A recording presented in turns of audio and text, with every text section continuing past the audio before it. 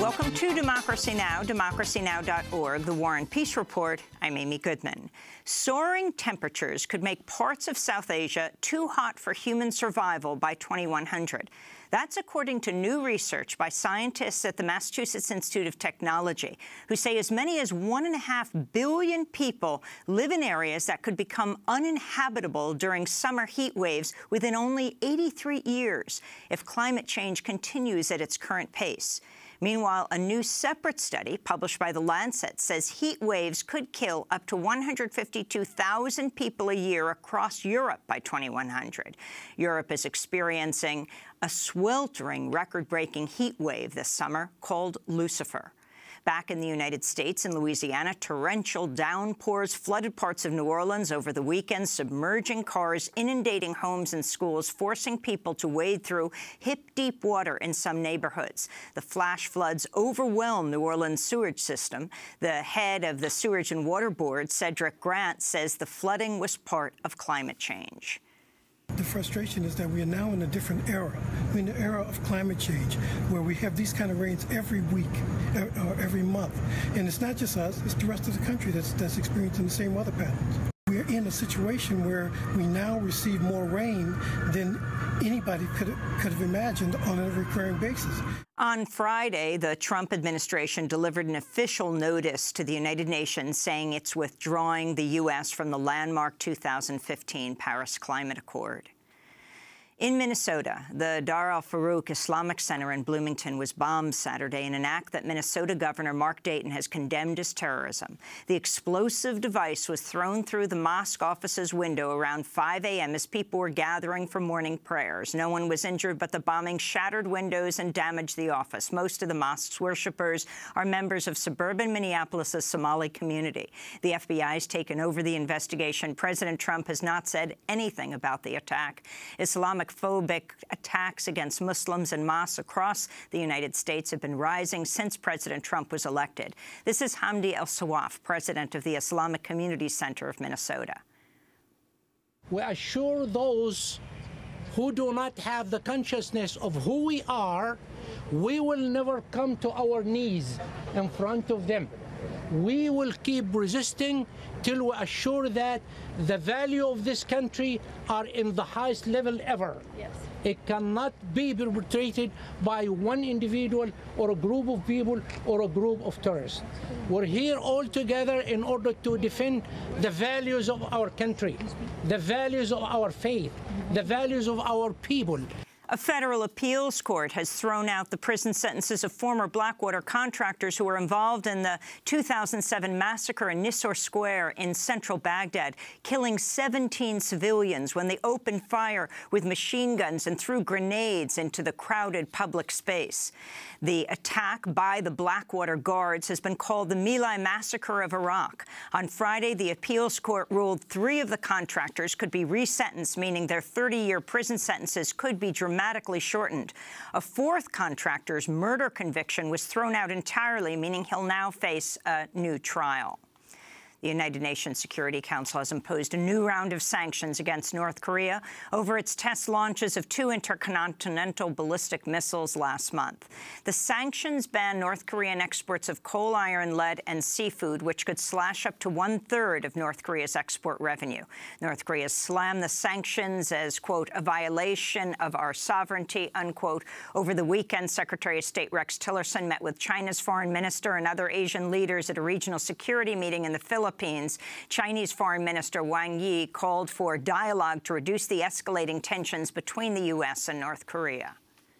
Sanction is necessary, but sanction is not the ultimate purpose.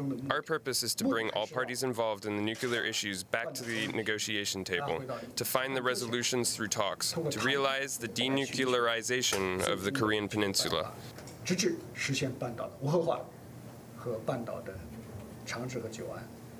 In news from Washington, Deputy Attorney General Rod Rosenstein said Sunday special counsel Robert Mueller can investigate any crimes he may discover within the scope of his probe into Trump's ties to Russia and whether his campaign colluded with Russians to sway the 2016 election. Rosenstein's comments came only days after President Trump claimed it would be inappropriate for Mueller to investigate the Trump family finances. Mueller's impaneled a federal grand jury in Washington, D.C., giving the investigation the power of subpoena and opening the door to possible criminal charges against President Trump and his associates. Attorney General Jeff Sessions has promised an administration-wide crackdown on leaks, announcing the FBI has formed a new team specifically focused on investigating potential leaks to the press. So today, I have this message for our friends in the intelligence community. The Department of Justice is open for business, and I have this warning for would-be leakers: don't do it. I've listened to our career investigators, FBI agents and others, and our prosecutors about how to most successfully investigate and prosecute these matters. At their suggestion, one of the things we are doing is reviewing policies affecting media subpoenas. On Twitter, Trump praised Sessions' speech, writing, quote, "After many years of leaks going on in Washington, it's great to see the AG taking action. For national security, the tougher the better," unquote. Trump's new chief of staff, General John Kelly, also warned staff over the weekend about leaks to the press, although his warning itself was promptly leaked. Multiple news outlets are reporting the Trump administration is considering naming senior policy advisor Stephen Miller to be the next communications director. Miller's well-known xenophobe and Islamophobe. He was the architect of Trump's first Muslim travel ban, and he's been praised by white nationalists, including Richard Spencer. If named, Miller would take over for former communications director Anthony Scaramucci, who was ousted after only, between 5 and 10 days on the job following an expletive-laced rant in which Scaramucci threatened to kill leakers and called former Chief of Staff Reince Priebus a paranoid schizophrenic. Civil rights groups have announced they will sue the Trump administration over the plan to ban transgender people from serving in the military. Trump announced the change last month on Twitter, seemingly without consulting top military officials. The battle between the Trump administration and sanctuary cities is escalating. Chicago has announced it'll sue the federal government for threatening to withhold $3.2 million in grants to the police department unless Chicago mobilizes its police to participate in the Trump administration's mass deportation plans. This is Chicago Mayor Rahm Emanuel. Chicago will not let our police officers become political pawns in a debate. Chicago will not let our residents have their fundamental rights isolated and violated. And Chicago will never relinquish our status as a welcoming city. We will discuss the crackdown on sanctuary cities, and particularly a Texas law about to go into effect, with Houston's police chief, Art Acevedo. In northern Afghanistan, up to 50 people were killed by Taliban and ISIS militants when the fighters attacked a police checkpoint and then entered a village, killing women and children. The Taliban had denied killing civilians, saying it killed only Afghan security forces and members of a pro-government militia. In Yemen, a U.S.-backed Saudi-led airstrike has killed at least 12 civilians, including women and children, sparking condemnation from the United Nations. The airstrike Friday killed at least 6 children when it struck their home in Saada province.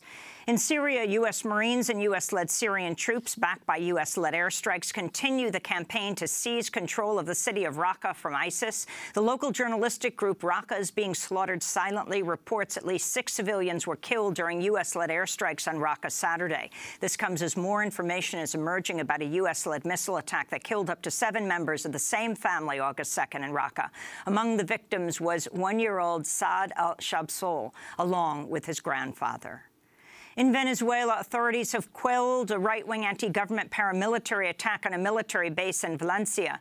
In a video message, armed men claim the attack was a rebellion against the Maduro government. President Maduro has denounced the attack as U.S.-funded terrorism. No puedo calificarlo de otra manera. I can't say it another way. It is a terrorist attack against the armed forces of the Bolivarian National Army, and the armed forces responded in a united manner with morality and decisiveness. The bill for the attack was paid for from Miami and from Colombia. Marco Rubio has come out and said there was a military uprising in Venezuela and to support it.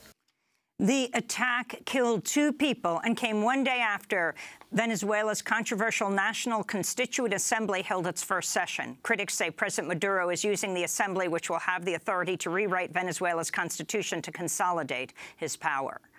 Journalists and human rights groups are denouncing Israel's plan to shut down Al Jazeera's office in Jerusalem and revoke the press credentials of Al Jazeera's journalists. The Committee to Protect Journalists called the shutdown undemocratic and said, quote, censoring Al Jazeera or closing its offices will not bring stability to the region, but it would put Israel firmly in the camp of some of the region's worst enemies of press freedom, unquote.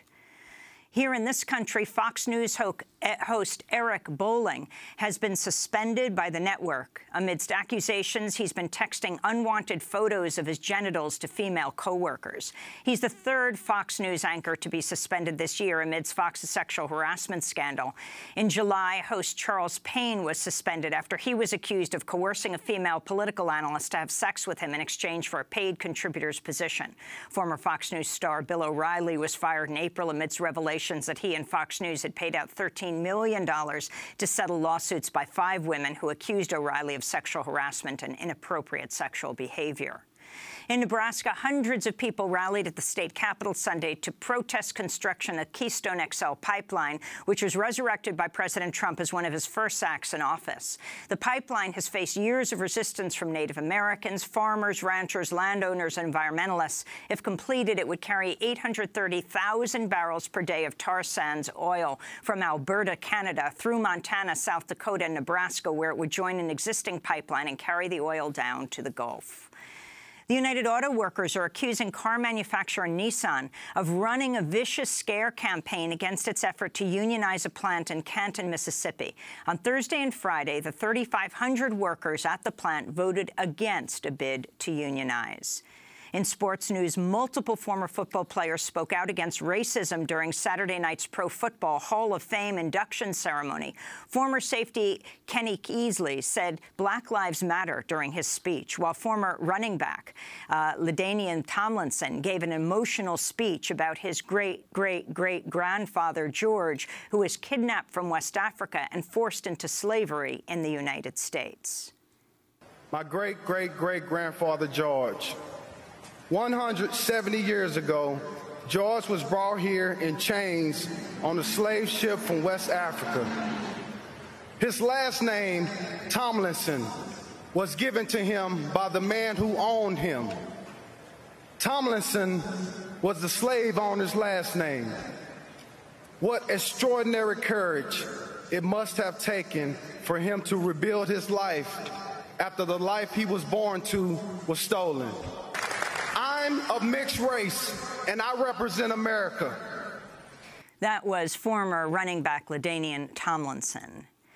New York City Mayor Bill de Blasio says he'll push for a tax on wealthy New Yorkers in order to pay for essential upgrades to New York City's overstretched and ailing subway system, which has been engulfed in crisis this summer.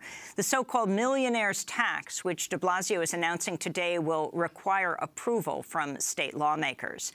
And former hedge funder Martin Shkreli is facing decades in prison after being convicted of 3 counts of financial fraud Friday. Shkreli has been dubbed the most hated man in America after he hiked the price of a life-saving drug by more than 5,000% overnight.